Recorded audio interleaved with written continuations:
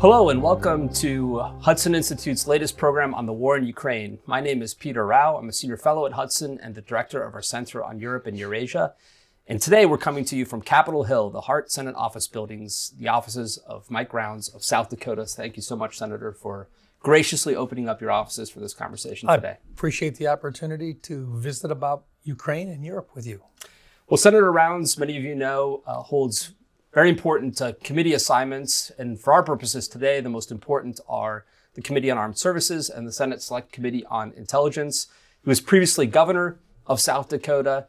And I thought very interestingly, recently, Vanderbilt University and the University of Virginia ranked him as the second most effective lawmaker on national security issues, according to their Center on Effective Lawmaking. So we thought we have to come see you and talk about Ukraine to hear the secret sauce of what makes an effective lawmaker on national security Teamwork. Teamwork. I've got a good team. And no doubt it helps that you have Ellsworth Air Force Base just outside Rapid City in South Dakota. And the B-21, of course, is heading your way too. You hit it on the head. And the B-21 bomber is literally, it is, as I would say, with all due respect, it is a badass weapon of war and peace. And the point there being, we can have peace as long as our adversaries know that we're prepared for war. The B-21 is the most advanced weaponry that we've ever deployed, and it has the ability to reach out and touch people when they're not behaving themselves. This is something that we won't be using lightly, but it will be an everyday flyer. It's one that will be available to reach out a long ways, and they can't see it. So the deployment is still classified in terms of when it's going to be available, but the first flight will be this year. And it is on time and on budget, which is something we can't say about most major programs. Well, and with that, we're already at the breakdown of deterrence and war and peace, and having a muscular military to ensure that deterrence holds. And I thought very interestingly, seeing you on Meet the Press a few months ago, you made the connection between our withdrawal from Afghanistan and the war in Ukraine, and subsequently on top of that raised the issue our performance in Ukraine might determine how Xi Jinping views the South Pacific and Taiwan. Can you talk a little bit about what's at stake here in the war, what really the big strategic questions are that keep us in this conflict and supporting the Ukrainians? You have to respect the intellect of Xi Jinping. He is the leader of China. That says by itself that he is not foolish. He's going to be very careful in what he does. He watches world events. They take indications from our behavior. They look to see long-term whether or not we will be a leader in the world in the future. Whether or not we have withdrawn from Afghanistan, was that an indication that we're withdrawing from world affairs? When they saw the debacle that was the withdrawal, and it was one that we can't find a single military officer who gave advice to the President of the United States suggesting that we have a withdrawal in that form. They had recommended withdrawals, but in a very calculated way without a date certain. The president, on his own and in disregard from the advice of others, said he knew better and that he was the president and he was calling the shots and he was going to withdraw on a date certain. That allowed our adversaries that were still there to be empowered, and they made life miserable. They killed American servicemen. They disrespected us, and they are now regrouping once again. And so the rest of the world saw that. They looked at it and said, there's decadence in America. They're weak, and they won't carry the strong chin forward. Coming in, you also have Putin, who literally doesn't care except for the power and the advancement of Russia in terms of an imperial approach to Europe. It appears that he still believes that they are entitled to the land that is Ukraine today. In 2014, when we did nothing as he worked into Crimea, he said, we just will test this new leader again today. And what he found out, though, is that the rest of Europe made it very clear that he was not going to get a free ride in Ukraine. President Zelensky has stood the test of time so far. He has been a great leader, and he has helped to bring Europe together. We have provided resources, and now Xi Jinping is looking at this saying, I'm not so sure that I want to really get in and threaten Taiwan the way that Putin threatened Ukraine. I want to watch this. I want to see how this plays out. I want to learn from this. And they are watching us, and they are trying to figure out whether or not it's worth it in terms of material cost, embarrassment, and Chinese blood to actually invade Taiwan, or to go about negotiating in a diplomatic way for a reunification sometime in the future. Hopefully, the strong stand that NATO, including the United States, and absolutely backed by Congress, that we will support Ukraine and we will see that Putin is stopped in his tracks. Hopefully that sends a message to Xi Jinping that taking on Taiwan could hold similar types of costs as what this has been to Russia. Long-winded answer. No, but it's an excellent one, because I think precedence and credibility matter. We hosted at Hudson Tsai Ing-wen of Taiwan when she transited through the U.S., and she very clearly connected, as did the Speaker of the Taiwanese Parliament who visited us this week, the battlefield in Ukraine to peace in the South Pacific and the Taiwan Strait. You also mentioned congressional leadership strongly in support of Ukraine and ensuring that Ukraine has the military kit and the budgetary support to stay in the fight against the Russians. Speaker McCarthy had that now somewhat famous press conference in Jerusalem where he went after a Russian quote-unquote journalist who asked him about support for Ukraine. He said, I stand for supporting Ukraine. We've seen members of the Armed Services Committee, which you sit on, as well as the vast majority of senators stand by Ukraine. There are some voices in the party, though, who worry that in an era of metastasizing deficits and debts, we can't afford to support Ukraine and that we shouldn't send money to Ukraine. What do you say to those Republicans or maybe some voters back home in South Dakota who worry about the cost of supporting Ukraine? We also recognize the cost of war, and we recognize the cost of maintaining peace. I think the cost of maintaining peace is less than the cost of maintaining or having a war. I think the cost of an all-out war pales in comparison to what we are spending right now in terms of providing military assistance to Ukraine. It will pale in comparison, the cost of a war will pale in comparison with the cost of providing Taiwan with the tools to defend itself as well. Long term, we don't want a world war, but we have to be in a position to defend and to maintain an international set of rules that have kept peace in this world for the most part for literally multiple generations, since World War II, really. Mm-hmm. And while there have been wars, they have not been world wars.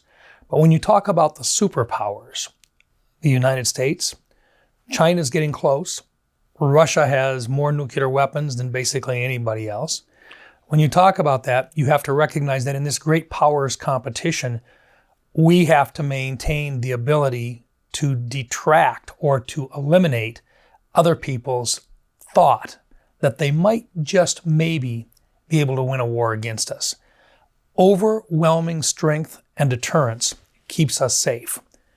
If at any point someone who is imperialistically driven, such as Putin, decides it might be worth it for the long run to test it, has to be proven up front that they're wrong.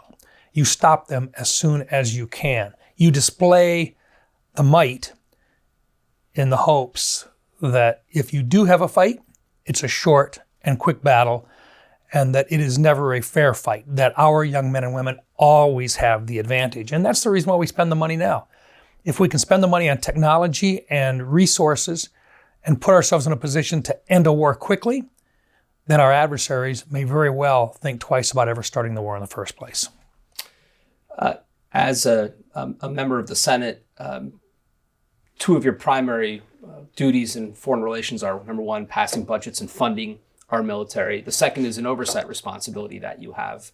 A lot of the oversight is talk, at least in the general press and the media, is about oversight of specific monies that's going to Ukraine. And I think that's been addressed, I think, and you've addressed it in the media relatively satisfactorily. Well, let me just make it clear. Yeah, look, we know that nothing is ever perfect, but we have clear evidence and we have multiple auditors, inspector generals, and so forth there that are following up on the dollars.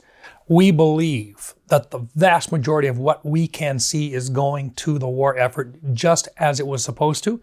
I will never say that in any war that there isn't some loss in terms of resources, but the vast majority is being put to the use it was intended. And we clearly have the support of the president of Ukraine in making certain that it is done the way that we have laid it out. And he understands that this is a case of where if they mess this up, Right.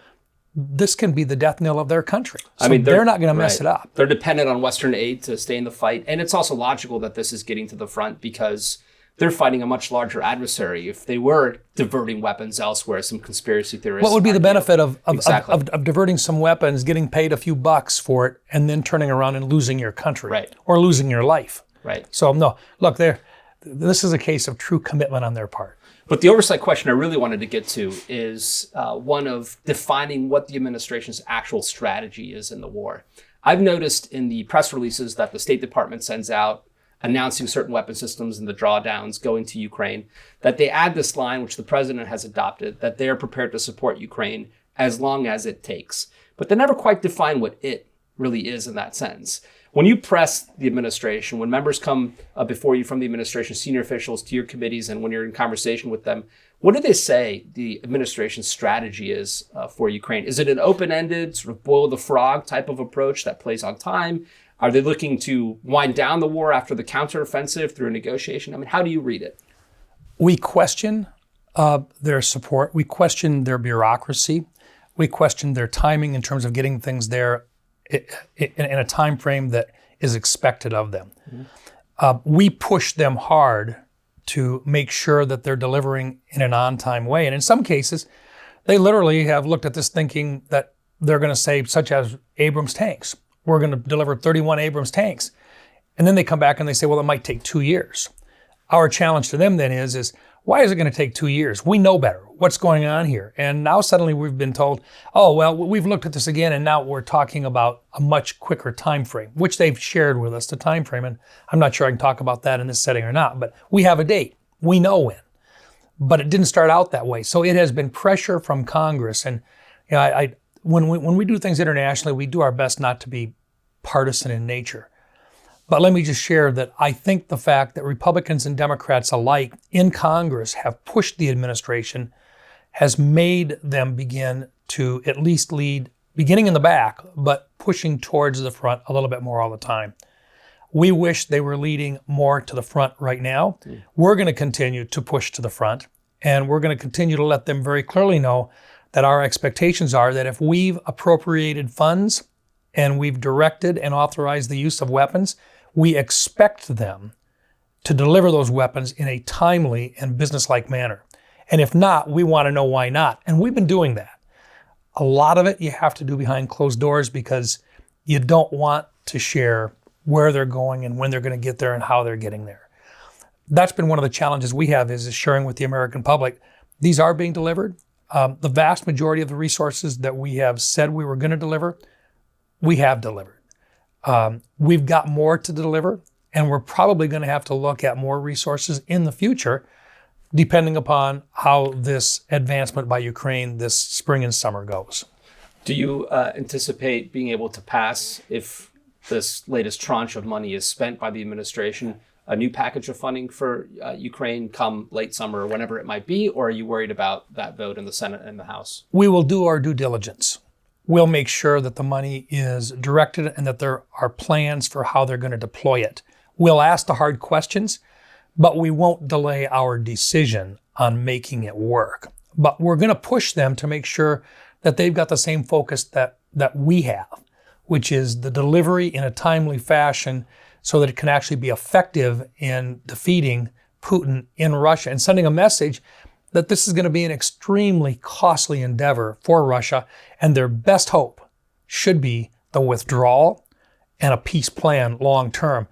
The imperial attempts by Putin can never be rewarded. We have to send that message. And the rest of these folks out there that have imperial designs on other places, including Xi Jinping in China, have got to understand that there will be a cost involved, and they have to measure that cost with the probability of success. And the probability of success in their mind has got to be extremely low and long-term. Especially given that Putin has inverted the nuclear logic and used offensive threats of nuclear use to try to push the United States from delivering certain weapons to the Ukrainians. If that precedent is set, third countries might decide for themselves, well, the Americans can be pushed off of weapons deliveries. And Ukraine gave up its nuclear weapons famously at Budapest in the mid-1990s. So we too need nuclear weapons. And that, of course, is a superpower responsibility to keep the non-proliferation regime intact. So I think that's an astute point, and I hope one all of our listeners will pick up as well. Look, but in order to do that, and here's the caveat, that costs us more money because we are in the middle of upgrading our nuclear command and control and upgrading our nuclear weapons capabilities. We want to do that in such a fashion that there is no question as to our competency or our capability or our ability to really extend power if ever necessary in order to stop the aggression in the first place. President Ronald Reagan suggested Star Wars. He suggested the ability to stop our adversaries from doing us harm. That has to be a part of what we look at in the future as well. So that not only would they suffer devastating losses should they ever decide to attack us, but they have to understand that there is a high probability that we may very well be able to defend against some of those attacks and stop them in the first place, meaning they would be suffering catastrophic losses and we may very well still survive. And I think that's an important message that Ronald Reagan had, and sometimes we forget it, and sometimes that's controversial today. I don't think that should be controversial. I think that should be part of our obligation, is the defense of our homeland and our allies. And our allies, which is an important way of keeping proliferation, I think, at bay. Since you sit on the Senate Select Committee on Intelligence, I hope you don't punt altogether on this question, but I'll try it anyways. What do you anticipate in this upcoming counteroffensive? What are your hopes? How do you think it will shape American attitudes and the course of the war going forward? I just hope that Ukraine has the resources and the planning and the desire to move Russia out of Ukraine, that they do it in such a fashion that they don't provoke by aggressively going into Russia, but rather they get right up to and they run the Russians out of Ukraine and out of that part of Ukraine which is referred to as Crimea. That's my hope.